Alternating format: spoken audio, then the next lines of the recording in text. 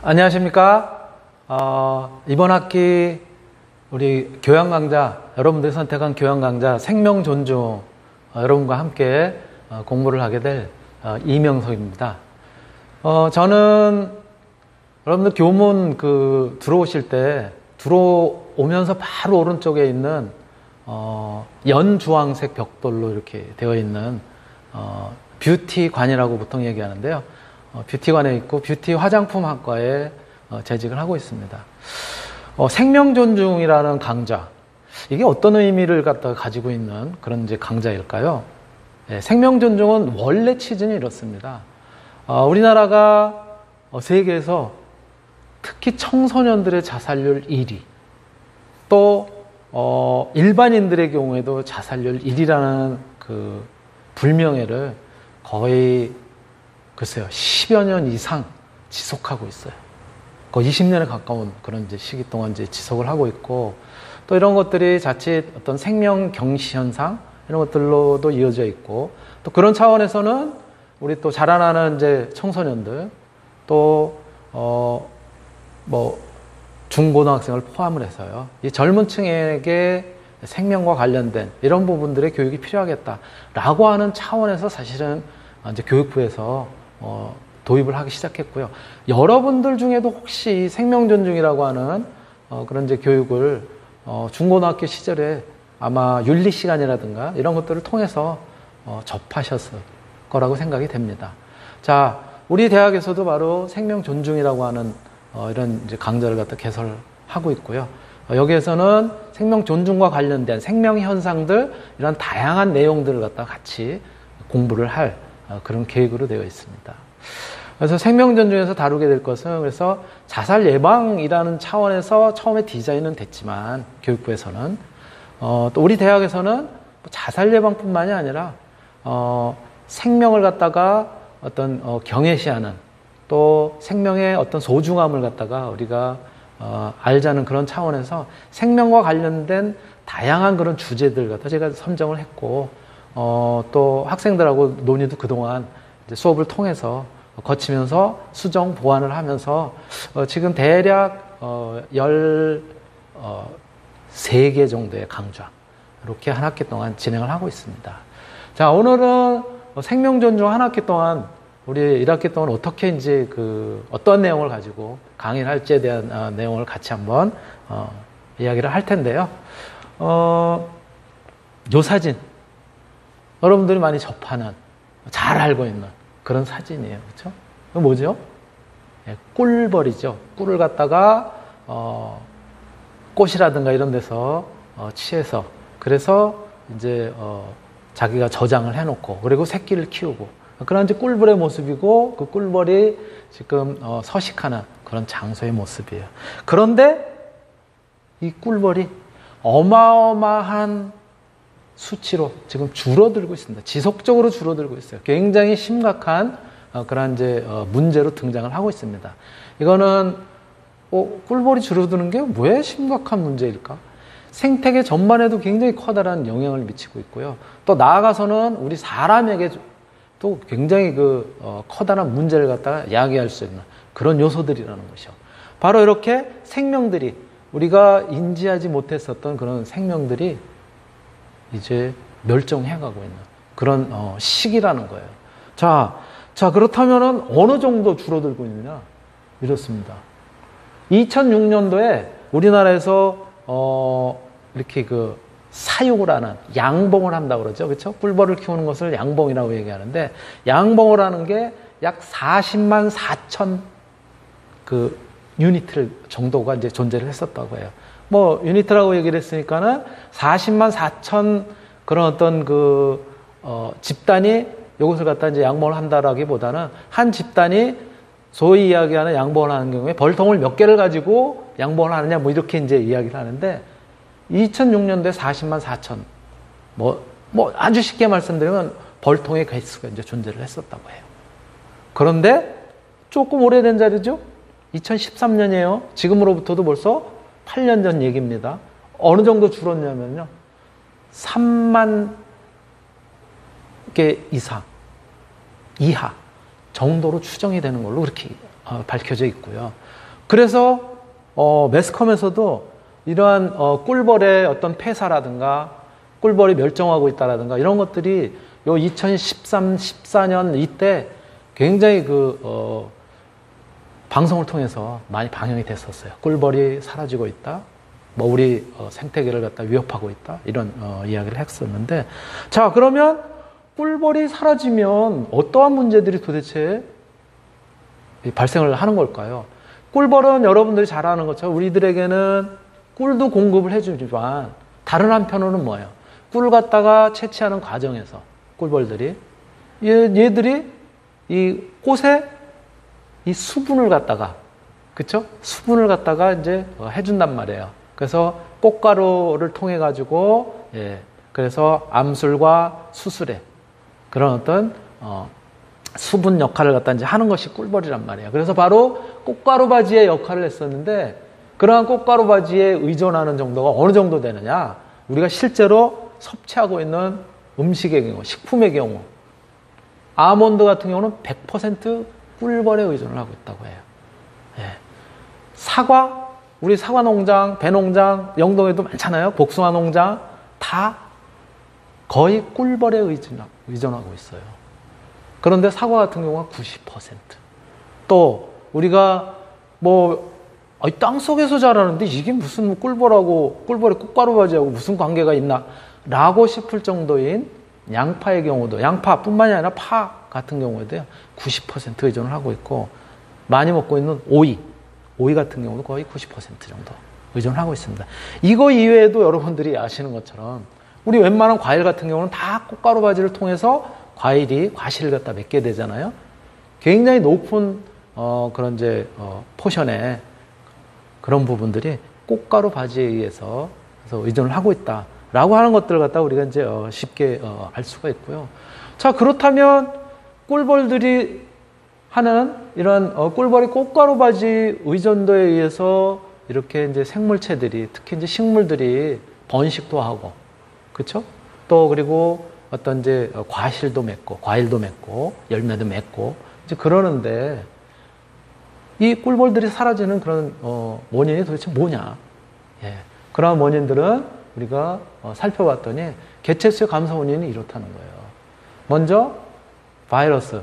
우리도 지금 코로나19라고 하는 예기치 않은 바이러스에 의해서 우리 인간도 고통을 받고 있듯이, 꿀벌의 경우에도 이 꿀벌에 애벌레를 감염을 시켜서 그래서 죽음에 이르게 하는, 돌연사에 이르게 하는 바이러스들이 영향을 미치고 있다고 하는 것이 학자들의 연구에 의해서 밝혀지고 있어요. 또 다른 요소는 뭐냐면은 농약입니다. 무분별하게 살포되는, 그렇죠? 해충을 갖다가 죽이기 위해서, 없애기 위해서 살포하는 그런 농약들에 의해서, 벌도 마찬가지로 곤충이잖아요. 신경계 이상을 갖다 이제 유발을 하게 되고, 신경계 이상으로 인해서 그래서 시름시름 앓다가 죽기도 하는 경우도 있고, 자기 집을 못 찾아가는 경우도 있고, 이렇게 굉장히 다양한 그런 효과들이 나타난다는 거예요. 또 그 독성에 의해서 바로 죽기도 하고, 이러한 농약에 의한 요소. 그리고 세 번째가 기후변화. 우리가 이제 저탄소 녹색 성장이라든가 이런 이야기도 하고 있죠. 또 이산화탄소 배출로 인해 가지고 지구가 온난화되고 있다라는 이야기 하고 있잖아요. 올해 우리나라 같은 경우도 큰 추위가 물론 잠깐은 있었지만 굉장히 따뜻한 겨울을 갖다가 사실은 이제 보냈단 말이에요. 이러한 기후 변화에 의해서 꿀벌의 산란을 갖다 방해를 하게 되고, 그런 것들이 결국에는 겨울철에 집단 폐사를 갖다가 유도하기도 하고, 굉장히 다양한 변화를 갖다 가지고 오고 있다는 거예요. 그래서 기후 변화라고 하는 요소들을 갖다 하나의 꿀벌의 개체수 감소 원인으로 이렇게 이제 학자들이 보고 있고요. 또 다른 요소로는, 이거는 조금 이제 다른 측면인데요. 여러분들 가을에 성묘를 하기 전에 벌초라든가 이런 거 할 때 말벌에 쏘여서 사람들이 피해를 입었다, 또는 주택가에 또는 아파트에 말벌 집이 생겨가지고 주민들의 신고로 소방관들이 출동을 해가지고 말벌 집을 제거했다라든가 이런 이야기가 나오는데, 말벌에 의해서 벌 집단이 폐사한다는 거예요. 이게 무슨 얘기인가? 예, 아주 고약하게도 이 말벌이라고 하는 존재가요, 굉장히 다양한 종류들이 지금 이제 서식을 하고 있는데, 우리 주택가 또 뭐 숲속 이런 데도 그 서식을 하고 있는데, 이 말벌이 꿀벌을 갖다 죽입니다. 꿀벌을 갖다가 죽여가지고 그 이제 진액을 갖다 빨아먹고, 그래서 자기들이 자꾸 또 번식을 해요. 그러니까 말벌의 밥이나 마찬가지, 꿀벌들이. 그래서 어디에서 주로 있느냐? 여러분들이 혹시 그런 거 본 적이 있는지 모르겠는데요. 얘네들이 꿀벌 집 앞에서 기다리고 있어요. 그 근처에서. 꿀벌 집에는 먹이를 갖다가 이렇게 저장하기 위해서 지속적으로 날아다니고 하는 그런 꿀벌들이 모여있을 거 아니에요. 걔네들을 갖다가 자기네 침으로 쏴서, 그래서 죽인 다음에 빨아먹기도 하고, 이게 그러면은 꿀벌이 이렇게 대항을 할 수 없는 그런 상황이냐? 그렇다고 합니다. 말벌 한 마리가 최소 200마리에서 많게는 500마리까지 꿀벌을 갖다가 하루에 이렇게 죽일 수 있는 능력이 있다고 해요. 그래서 굉장히 커다란 그런 이제 원인이 되고 있고, 그걸로 인해 가지고 말벌만을 퇴치하기 위한 다양한 그런 이제 고안들이 나오기도 하고 있고요. 그 다음에 5번째 요소가, 말벌은 날아다니는 그 꿀벌을 갖다 죽이는데, 진드기라고 하는 또 이런 이제 해충은 꿀벌에 붙어서, 꿀벌 집에 들어가가지고, 꿀벌에 붙어가지고, 그래서 그 벌들이 이렇게 모르는 사이에 벌의 피를 갖다 흡입하고, 그럼으로써 결국은 죽이는 그런 역할을 갖다 이제 하고 있다는 거예요.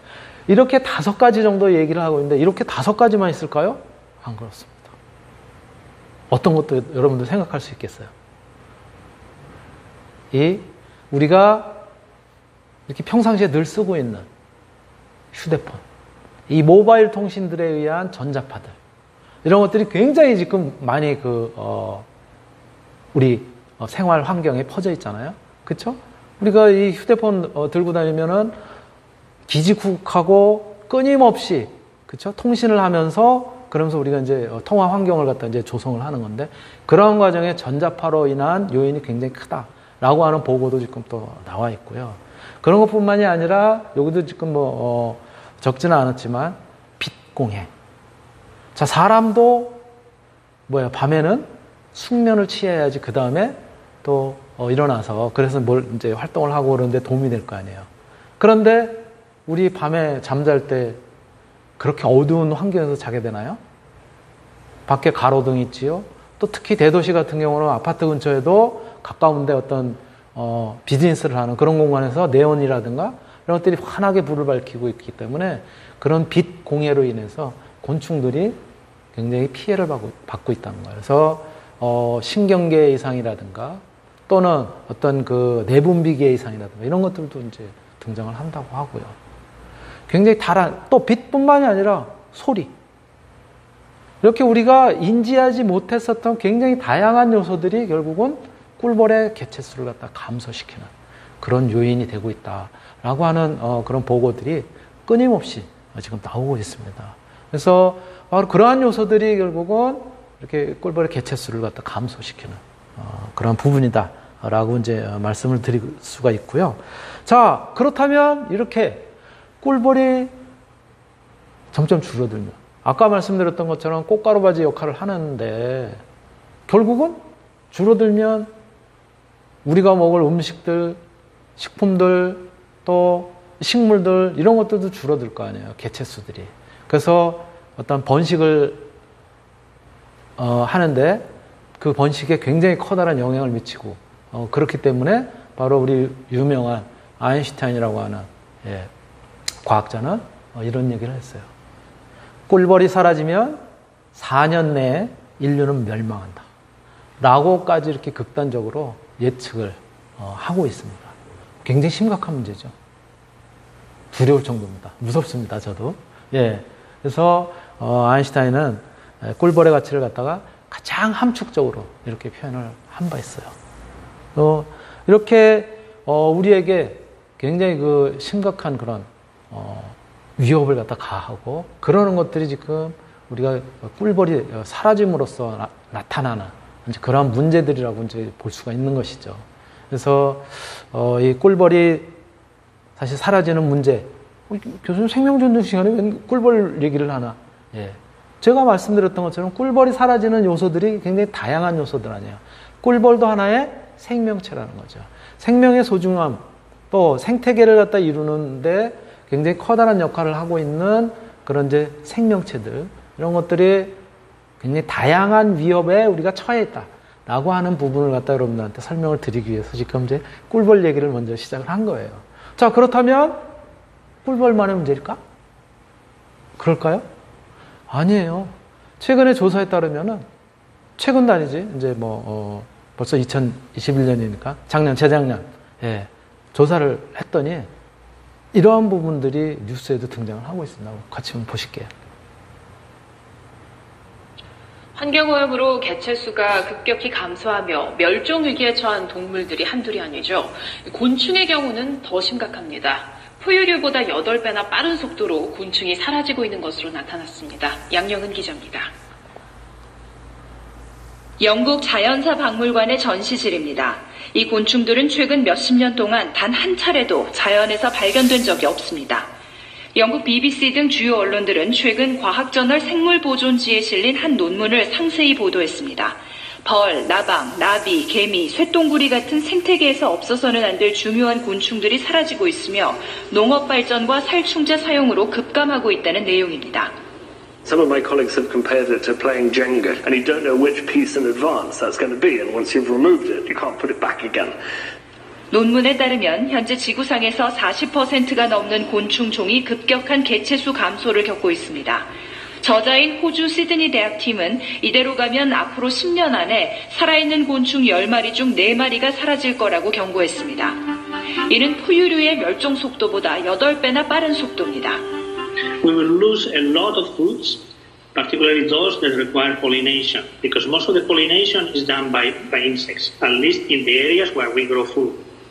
뿐만 아니라 새들이 먹이를 구하지 못하게 되고 파리나 바퀴벌레 같은 오염에 강한 곤충들은 살아남아 전염병 우려도 커질 거라고 경고합니다. 논문은 그래서 살충제 사용을 비롯한 현재의 산업화된 식량 생산 방식을 하루빨리 바꿔야 한다고 호소했습니다. KBS 뉴스 양영은입니다. 네, 이렇게 여러분들이 지금 보셨던 것처럼 곤충이 사라지고 있다는 거예요. 꿀벌만의 문제가 아니라, 그죠? 하늘소가 되든, 또는 쇠똥구리 같은 경우는 지금 거의 우리나라에서는 멸종이 된 것으로 지금 보고를 하고 있어요. 또 집게벌레라든가, 우리가 이렇게 요즘에는 어린이들이 이제 집에서 키우기도 하잖아요, 곤충을. 또 많이 봤었던 잠자리의 개체도 줄어들었고, 매미도 줄어들었고, 지금 다 굉장히 많은 그런 곤충들이 줄어들고 있어요. 이러한 부분들을 우리가 이제 뉴스를 통해서도 이제 알 수가 있었고요. 여기 보면은 유튜브 주소가 나와 있죠. 제가 참고하는 동영상들, 이런 것들은 여러분들 강의 자료에도 다 이제 올려드렸지만은 거기에 주소가 있으니까 또 한번 다시 확인하고 싶다라고 하실 경우에는 이렇게 이제 주소를 눌러서 그래서 확인을 하시면 될 것 같습니다. 자, 그렇다면 이것이 곤충만의 문제인가요? 우리 생태계에 있어서? 그렇지 않아요. 바로, 이러한 이제, 곤충들만의 문제가 아니라 또 한편으로는 이렇게 우리 생명체를 갖다가 우리 사람조차도 또 이제 위협하고 그러한 위험성에 이제 빠뜨리는 그러한 요소들이 또 이런 거예요. 이게 뭐죠? 여기 보면은 GMO. 뭐죠? GMO라는 것은? 유전자 조작. 그런 생물체, 유기체. 즉 우리는 유전자 조작 식품이라고 표현을 하죠. 이런 유전자 조작 식품이 미국의 경우 저 맨 위에 이제 표현이 돼 있잖아요. 그렇죠? 미국의 경우 보통 슈퍼라든가 이런 데서 판매를 하는 그러한 이제 식품들의 80% 정도가 유전자 조작을 통해 가지고 나온 그런 이제 식품이다라고 얘기를 하고 있어요. 이거 심각한 얘기죠. 이 유전자 조작 식품, GMO 식품이라고 하는 것은 우리가 어떻게 영향을 미칠지 사실은 아무도 몰라요. 지금까지는 여러분들이나 저도 마찬가지로 잘 먹고 있는 옥수수, 콩, 예, 여기 지금 있습니다. 콩, 완두콩이죠. 93% 정도가 유전자 조작을 통해서 나왔다고 하고요. 여러분들이나 제가 입는 의복 중에서도 면으로 된 것들은 93%, 즉 면화라고 하는 것들이 유전자 조작에 의해서 지금 재배가 되고 있다고 해요. 그 다음에 까놀라유 아시죠? 까놀라유가 뭐죠? 예, 뭐 식용유로 많이 쓰는데 이 까놀라라고 하는 건 뭐의 일종이냐면 우리 이제 봄을 알리는 소식이 어디서부터 와요? 제주도부터 오죠. 그렇죠? 제주도를 갖다가 제주도에 봄이 왔다라고 하는 소식을 제일 먼저 접하는 것이 유채꽃이 피었다. 뭐 이런 얘기잖아요. 바로 유채꽃의 씨앗으로부터 채취한 것을 갖다 까놀라유 이렇게 이야기를 합니다. 대부분 우리나라도 많이 이제 수입을 하는데 캐나다로부터 바로 까놀라예요. 자, 아까 말씀드렸던 옥수수예요. 86%가 GMO 식품이라고 얘기를 합니다. 그리고 저기 사탕무 95%. 그 다음에 하와이안 파파야 80%. 그 다음에 주키니 호박이라고 한때 우리 뭐 건강식품 해가지고 이제 유명하게 나왔었던 건데요. 그것이 미국에서만 25,000 에이커에 해당되는 헥타르도 아니에요. 헥타르에 또 100배가 에이커인데요. 25,000 에이커에서 재배가 되고 있다고 해요. 이렇게 많은 곳에서 GMO 식품들이 재배가 되고 있고 그렇습니다. 이런 것들조차도 우리 인간에게 어떠한 영향을 미칠지 아직 밝혀지지 않았을 뿐이지 굉장히 변화를 갖다 주면서 그렇게 생태계를 위협할 수 있는 그런 요소이기도 하다라고 하는 점에서 제가 잠깐 이제 소개를 드렸고요. 또 한편 아까도 잠깐 나왔었지만 우리 주변의 환경이라고 하는 것이 이렇게 깨끗하게 마시는 그런 물들 쉽게 찾아볼 수 있을까요? 우리가 수돗물도 못 믿어서 그래서 생수를 사다 먹기도 하고 정수기를 설치하기도 하고 뭐 이러잖아요. 물론 우리나라의 수돗물은 굉장히 세계적으로도 품질이 높은 수돗물에 들어갑니다. 그건 여러분들이 꼭 알아두실 필요가 있어요. 왜?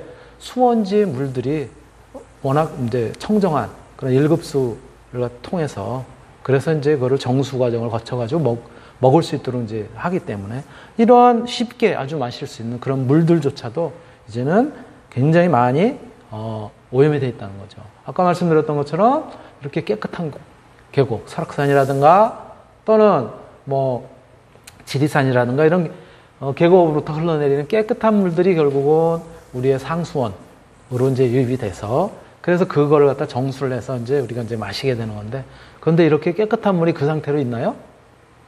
안 그렇죠. 어떻게? 이렇게 오염이 되고 있습니다. 그렇죠? 거품이 둥둥 떠다니고 대청댐이라든가 팔당댐에는 여름이면 이렇게 쓰레기뿐만이 아니라 녹조 현상이 잔뜩 발생을 하고 있고 또 한편으로는 수질 오염에서 물고기가 저렇게 떼죽음을 당하는 그러한 상황들이 우리 주변에 늘 일어나고 있다는 거죠.